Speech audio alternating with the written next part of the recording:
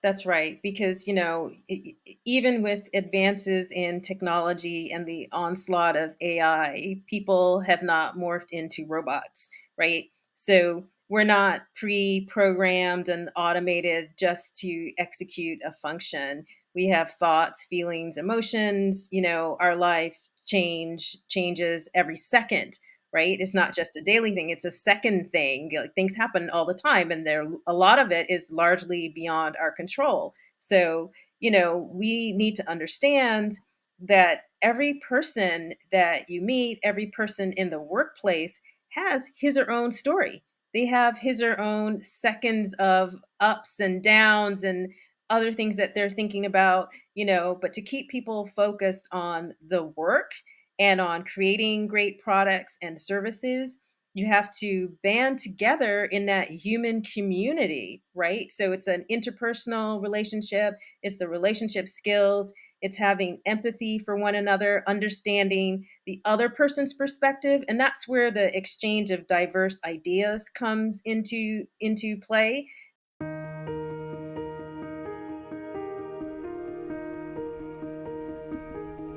Hello and welcome to the podcast Emotional Intelligence, your greatest asset and key to success. I'm your host, Dr. Jami Carlacio, coming to you from the Greater New Haven, Connecticut area. As a positive intelligence or PQ coach, I'm committed to helping people develop both emotional intelligence and mental fitness. That is, you'll come to regard problems as situations that help you learn and grow. PQ is a way of being and doing in the world that enables you to develop and sustain a positive relationship with yourself and others, at home, at work, and everywhere in between. Please subscribe to this podcast and tap the like button so more people can enjoy the benefits of PQ. And now, here's the show.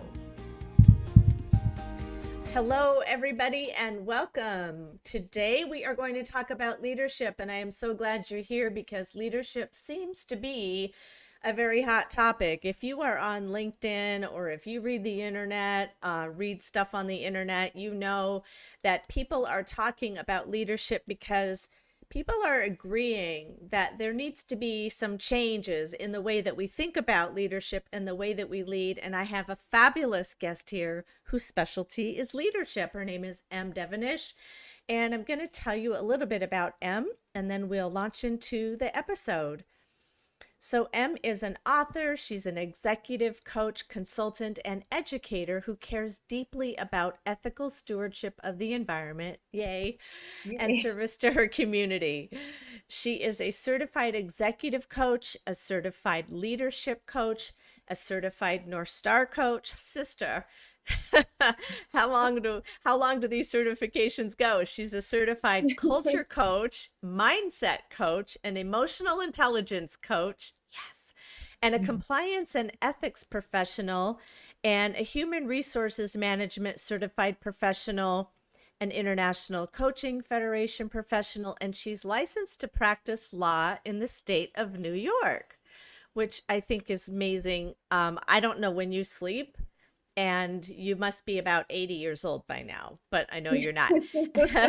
And she is the principal compliance communication. She is the principal of Creative Compliance Communication Services in LLC. And I'm going to put my glasses on so I can see the rest.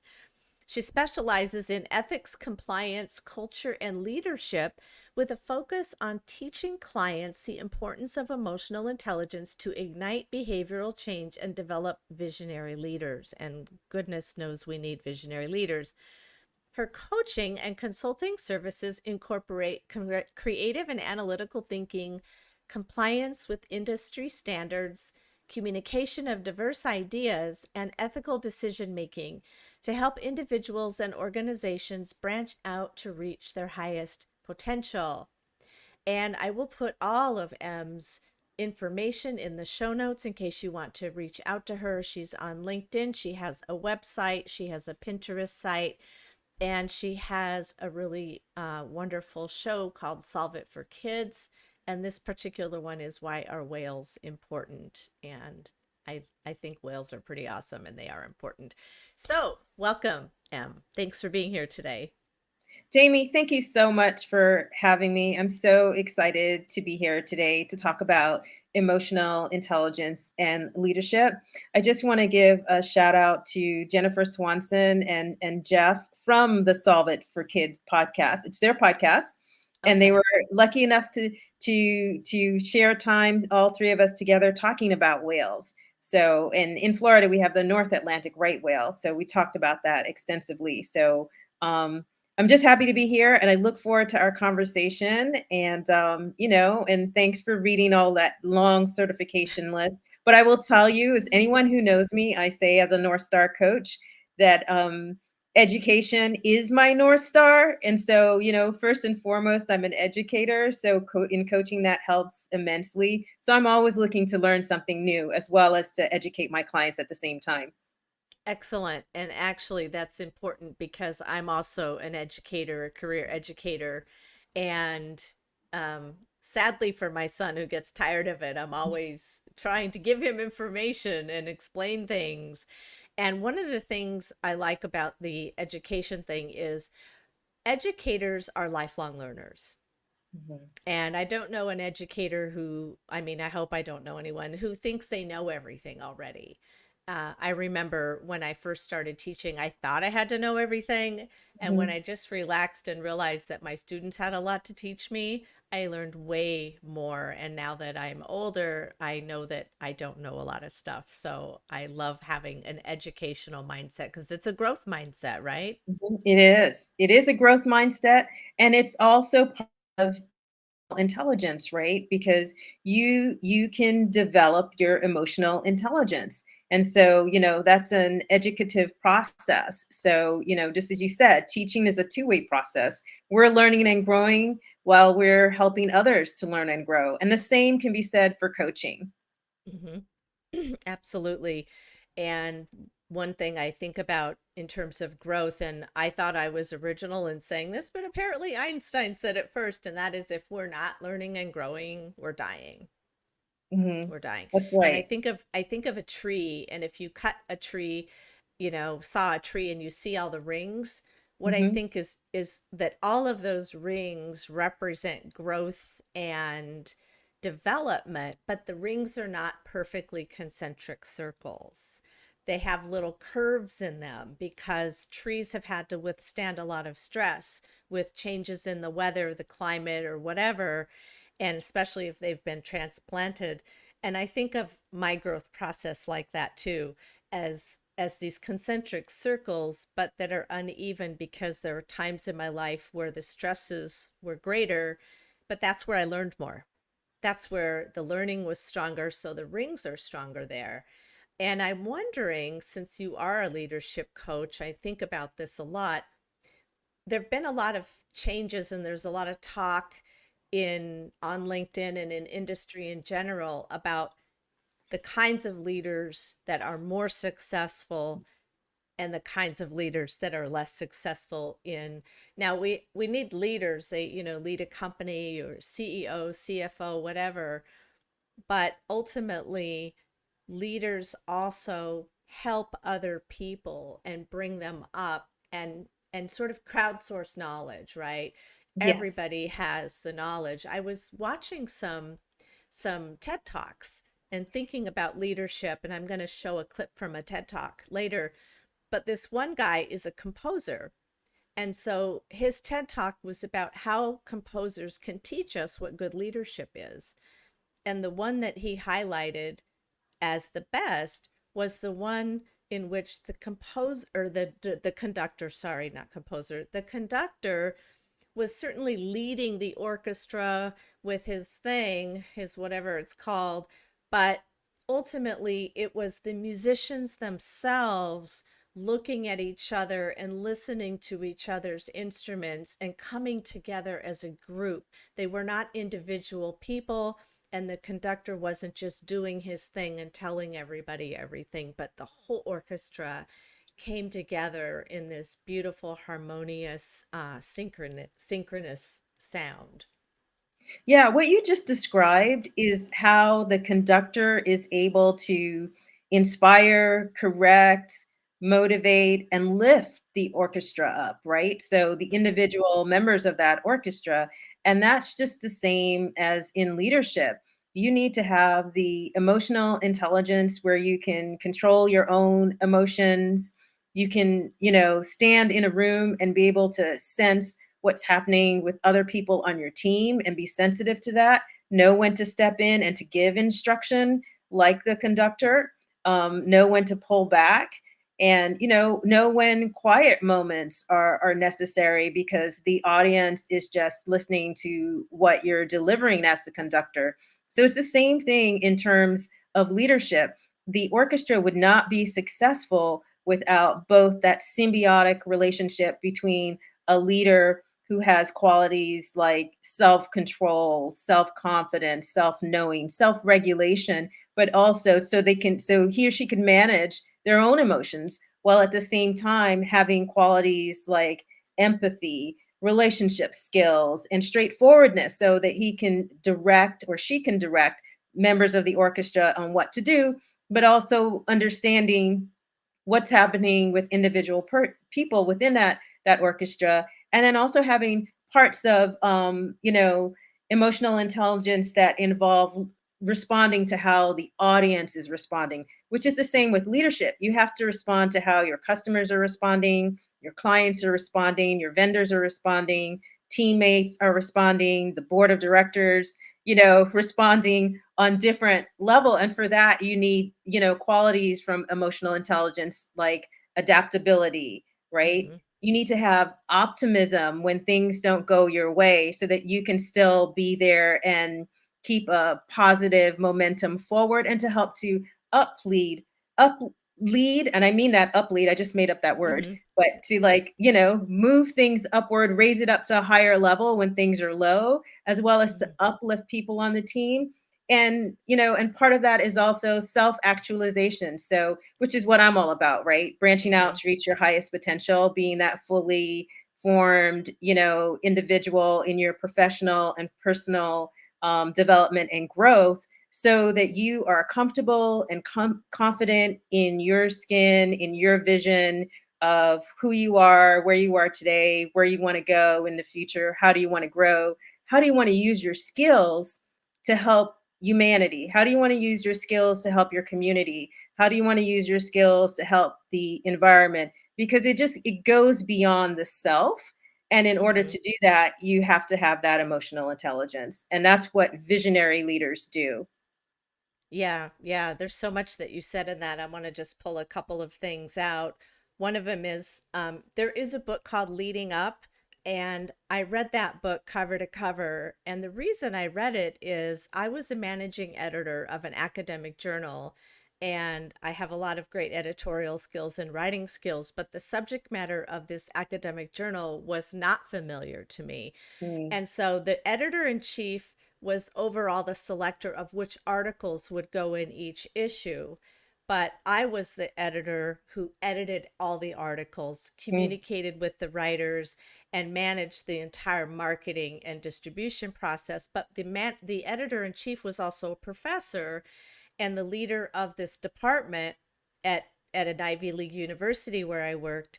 And she didn't really know what I did, mhm, and so, and she didn't really need to know. She just needed to know I did a good job.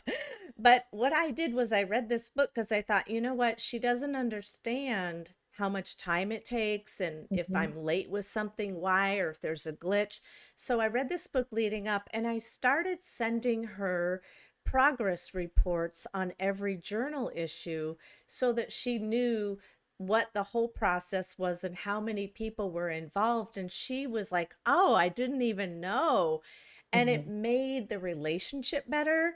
And we started working together more as a team because she wasn't just telling me what to do. And I wasn't just kind of some lemming that was just taking directions. And that actually made a huge difference in our relationship. But going into positive intelligence, which is connected to emotional intelligence, is you talked about, this sort of a top down approach or managing your emotions. One of the saboteurs is the stickler. and the stickler's the perfectionist, and the controller, highly related to the stickler, wants to have his or her finger in every single piece of the pie, so people don't feel empowered, and they don't feel motivated, and they don't feel inspired to think outside the box. And what I'm hearing you saying is the good leaders are visionaries, but they help other people when they need help, but they also give them the space to be creative and proactive. Yes, 100%. I mean, if we start with the premise that every person that gets hired to do a job, the hiring partner, the HR person, the CEO who hires that individual is hiring him or her because they think you have the right skills and qualifications, you have the technical knowledge, and you have a reasonable amount of intelligence, right? So you have the IQ, let's say, in order to perform the job. And you might have some experience. You can get some on the job training and experience. But once you get to the office, Mm-hmm. whether you're a Gen Zer or millennial or Generation Xer, or you're a baby boomer who's still, in the workforce, basically, once you get to the office, that's going to help you meet the minimum standards, even for yourself as a team member. So what you need then is the emotional intelligence as a team member, so that you can, navigate meeting new people, talking to, clients and vendors, going to your boss like you did with that article. If you notice a need, how do you translate that into, hi supervisor, I've noticed this issue. Is it okay for me to talk to you about it, or should I just send them articles like you did? And figuring out the right way of communicating with that person, so that you can influence positive change, which improves productivity. You get a higher work product. You feel some satisfaction that you've added value and contributed. Your Mm-hmm. supervisor appreciates you.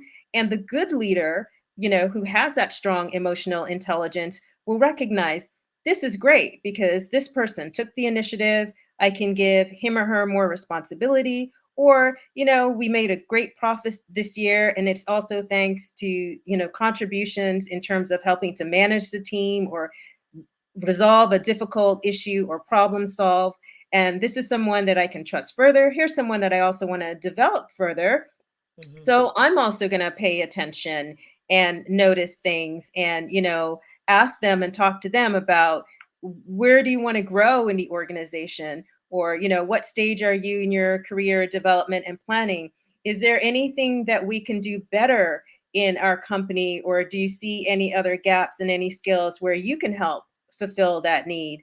Those are conversations that are really important, because a lot of times people leave organizations, not, because it's a relationship issue, and that is definitely a leadership issue, Mm-hmm. where there is an open dialogue and open communication, or they feel frustrated and stifled that there's either no room to grow, or they're stuck in a situation where the job itself has become boring, and they don't see that there may be other roles within the organization where they can use their skills and to learn and to grow. But the strong leaders will look at their team and say, hey, I've got a team of diverse people with different skill sets. We're all working together well here, but how can we continue to develop the team? How can we continue to educate them and have them be invested in our long-term growth? And in order to do that, you have to invest in their long-term growth and potential. And that requires, having that emotional intelligence to spot that and to initiate those conversations and to recognize why that is important. Yes, yes, and yes, and yes, yes, yes. I wanted to pull out a couple of things again. When we talk about positive intelligence, we're talking about compassion and empathy. So, Mhm. the ability to feel psychologically safe, to make mistakes, and to grow, and to know that the mistakes are what lead to the growth. But also, you had talked about navigating. So, navigating change, right? Or when you make a mistake, that's a time to take a step back, take some inventory, and wonder, like, what did we do and what might we do differently? And then to pivot, not to dwell on the mistake and blame somebody for it, and whatever, or take sole responsibility for it, like it's your company, it's your Mhm. mistake, it's everybody involved. And then talking about exploring, like, what are some alternatives, or exploring what your employees want and how you can make them grow. Because when people feel heard and seen, they're going to want to do more. They want to contribute. And I know the quiet quitting phenomenon was about people feeling really invisible and feeling like they were overworked, underpaid, and underappreciated. And I know for me, the best bosses I've had appreciated me. They Mhm. told me what I was doing right, as well as what I needed to improve on. And they use the word growing edges, which I like, because they're just growing edges. That doesn't mean I'm a failure or whatever. It just means these are areas where we want you to grow, and here's how we want you to do it, or here's how we can help you. Or do you have any ideas for how Mhm. you think you need to grow? And really putting it on me to think about it and not just be told. That's right. That's right. Because, even with advances in technology and the onslaught of AI, people have not morphed into robots, right? So we're not pre programmed and automated just to execute a function. We have thoughts, feelings, emotions, our life changes every second, right? It's not just a daily thing, it's a second thing. Like, things happen all the time, and there a lot of it is largely beyond our control. So, we need to understand that every person that you meet, every person in the workplace has his or own story. They have his or own seconds of ups and downs and other things that they're thinking about, but to keep people focused on the work and on creating great products and services, you have to band together in that human community, right? So it's an interpersonal relationship, it's the relationship skills, it's having empathy for one another, understanding the other person's perspective, and that's where the exchange of diverse ideas comes into play. And Mm-hmm. sometimes, in some hierarchies, there are hierarchies in organizations where someone might have a great idea, but that person doesn't raise his or her hand because it's like, oh, I'm not high enough in the ranking to raise my hand. Or if I speak up, my boss is going to be upset because I didn't pass it by the boss first.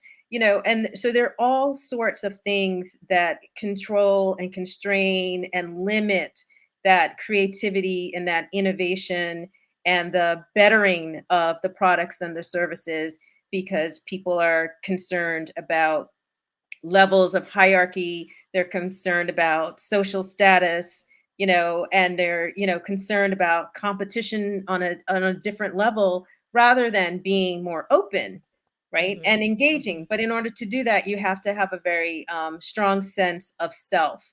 Know what your worth is and your value and how you feel, as a human, your self esteem, your confidence, and having a leader who also gives you feedback that affirms you as an Mm-hmm. individual Mm-hmm. person, not just as a worker, but as a human. I recognize the person in front of me as a human who is doing something fantastic, you know? It's just wonderful, and that helps that person feel like, yeah, I want to get up and go to the office today, because I have great colleagues, I have things to do, people are counting on me, I wonder what we're going to do. Oh, yeah, and then there's the social aspect, right? And I just don't mean the water cooler conversation, which some people like, some people don't like, but there are other aspects that you get from having conversations with people on, a regular basis and not being isolated from others. You learn and you grow. You find out things about, babysitting that you didn't know, that if you need a babysitter, that just come up in conversations, even casual conversations, and those things help you to become closer to your colleagues and to think about them and to see them as people and Mm-hmm. not just Mm-hmm. like the dreaded HR director. Oh my God, it's HR. Well, HR has a role to play and they have a job to do, but that person is also a human with wants, needs, desires, families, friendships, and all of those things.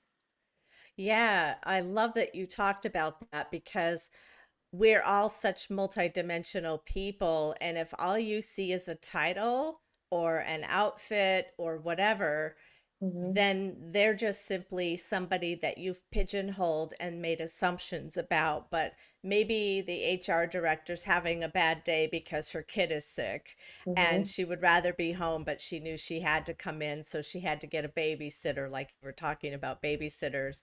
But the other thing is, transparent communication is key. When management talks to staff and staff talk to each other and teams talk to each other, then there's less opportunity for misunderstanding. And the other thing you mentioned in, say, going to a meeting and being afraid to speak up, in positive intelligence, there's a strategy called the 90-10 rule and the yes and rule. So if everybody's in a meeting and you all are coming together to solve a problem or do whatever, come together to create something new, if there are 7 or 8 or 10 people in the meeting, not everybody is as comfortable speaking up. Some people are just quiet or introverted, Mhm. or they process information at a different speed. But if everybody gets a chance to talk, and everybody goes in with the mindset of, you may disagree with 90% of what they said, but 10% of it you can use and run with. And then you can say, yes, I like what you said about X. That's really good. And let's consider this. And so if you have a lot of yes ands in the room, all of a sudden everybody had a voice. Nobody was shut down. Nobody felt excluded or less than. And so that's a way that management or leaders can cultivate their teams too. I did a DEI certification course, and one of the leaders of the course gave us an example, a case study. Campbell's Soup has very happy employees. And one of the Mhm. reasons is that the owner or the manager, the president or whatever, would walk around every day and say hi to the employees and how are you and what's going on. So everybody knew this person. He knew everybody. He knew their names. He cared about them as people, and they felt valued and wanted to do the work that they were hired to do. Yeah, and that definitely makes sense to me because each individual is autonomous, and if leaders remember that, then they can think about it in the context of this is a whole and complete individual who I've hired to perform a function, but is all and that this person is a human as well, like in front of me, not this person that I've hired that I see as a worker, but is, which is a label, right? It's another type of labeling thing. But as this is the human that I hired, this fully autonomous human that I hired that I can say hello to. I don't Mm-hmm. have to walk down the hall because I'm the VP or the SVP or the CEO and look at the wall because I can't say hello to someone in my company that I have not met or that is on Mm-hmm. another team or something,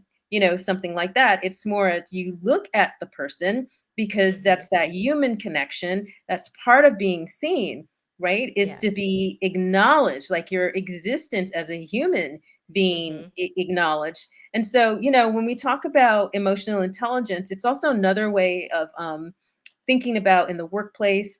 If you remember my Maslow's hierarchy of needs, Mm-hmm. so there's such a thing as, Maslow's hierarchy of needs in the workplace. And so when I do culture work and we talk about leading with culture, Mm-hmm. there's the same tiers that go all the way up. But when you get to the higher levels where the leadership is involved, it's what do the employees need to grow and develop themselves at that set self-actualization, third level Mm-hmm. of hierarchy. What do they need? What do those employees need? And they need the same thing you've been talking about. They need to be seen and to be heard. And to do that, that means that leadership has to develop a coaching mindset to coach their employees so that they can advance to the next level, to take on more responsibility, to lead by modeling and being the Mm-hmm. example in the workplace of what it is like to be that person who is ethical, engaging,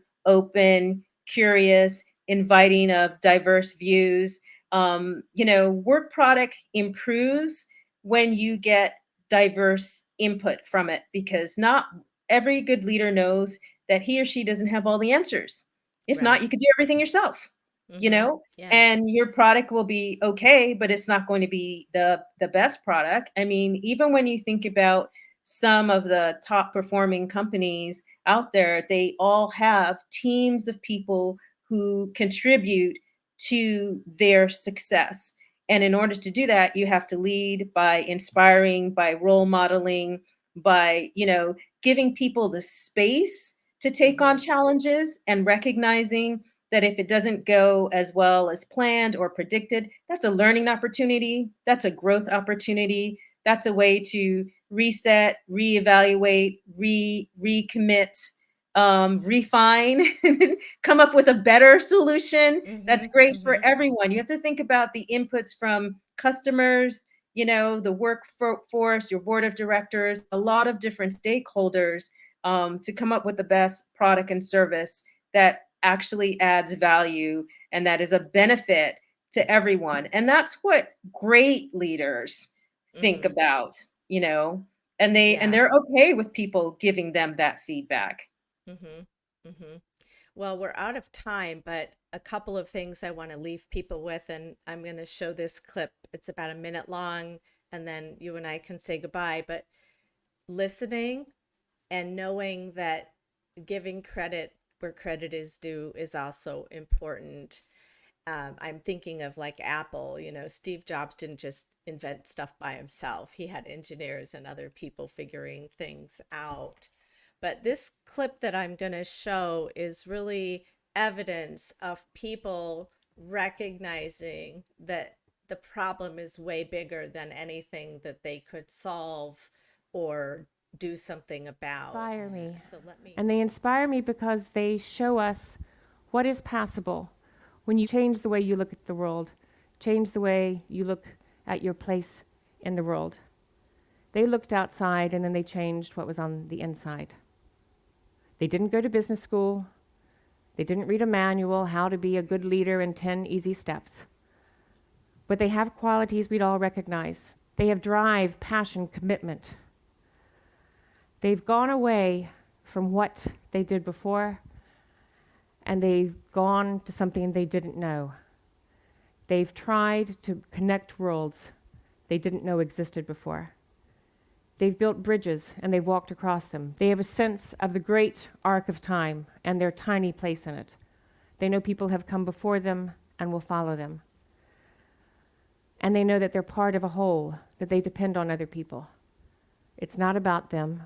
They know that. But it has to start with them. And they have humility. It just happens. So Basis. that was a little longer, but I really liked what she had to say. She's talking about three people who were visionaries in their very small villages in remote places that saw a huge need. They saw that their way of life was threatened from environmental degradation or over processing or logging or whatever, depending on where they were. And instead of saying, all right, too bad for us, or I'm going to try to solve this, they went out into the larger world and asked questions and listened and came back with new knowledge and shared it and said, we need to do something together. And Mhm. they didn't have an ego invested in it. And that's one thing I hear you saying is you put your ego at the door and then you come to work knowing you're part of a larger thing.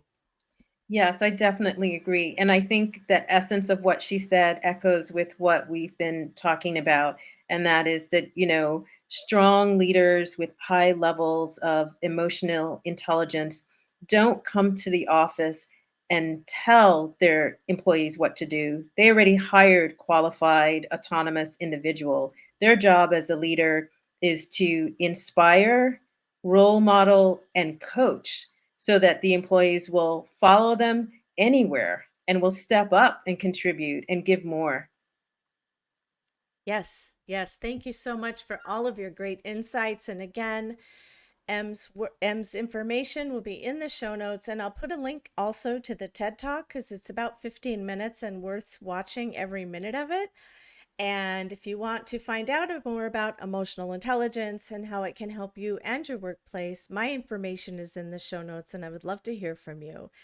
And remember, when you feel an emotion, you don't have to stay stuck in it, but you can do some PQ reps and interrupt it and then maybe pivot to a new direction. And so, on that note, thank you very much. Thank you, Em, again. And we'll see you at the PQ gym. Bye. Thank you, Jamie. Thank you, everyone. Have a great day. Bye.